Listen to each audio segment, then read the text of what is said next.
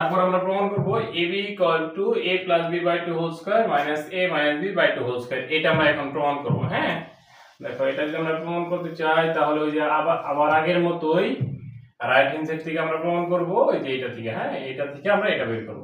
ওকে, খেয়াল করো। দেখো রাইট হ্যান্ড সাইড,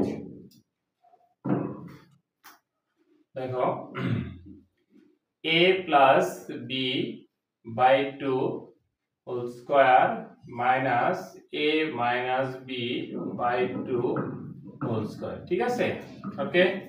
দেখো এইটার পরের লাইন কি, আমরা এরকম জানি না, এই যে a/b হোল স্কয়ার সমান সমান কি জানি, a এর উপর স্কয়ার আছে, b এর উপর স্কয়ার আছে। ঠিক আছে, তাহলে এটাকে লিখতে পারবো আমরা a + b whole square divided by 2 square. হ্যাঁ, মাইনাস এখানে লিখতে পারবো a - b whole square divided by 2 square. Okay, আচ্ছা দেখো তাহলে পরে কি লেখা যায়, a + b হোল স্কয়ার সমান সমান, দেখো আমরা একবার সূত্র বলে দিই, শুধু দুইবার লেখা দরকার নাই, একবার সূত্র বলে দিই। a + b হোল স্কয়ার মানে কি, a square plus 2ab plus কি b স্কয়ার। ঠিক আছে, আর নিচে 2 স্কয়ার মানে কত, 4। ওকে, পরে মাইনাস, দেখো a - b হোল স্কয়ার মানে কি, a square minus 2ab plus কি b স্কয়ার। ওকে, দেখো 2 স্কয়ার মানে 4।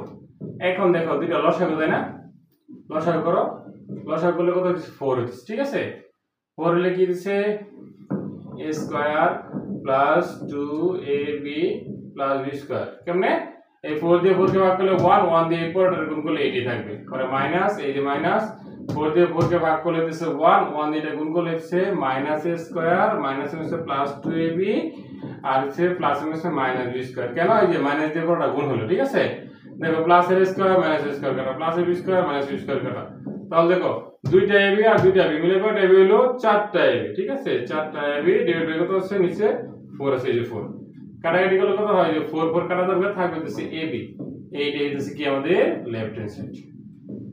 ঠিক আছে, বোঝা গেছে? আচ্ছা, তাহলে আমরা ab সমান সমান যে আমাদের ab সমান সমান a + b/2 whole square minus a - b/2 whole square সূত্রটা আছে।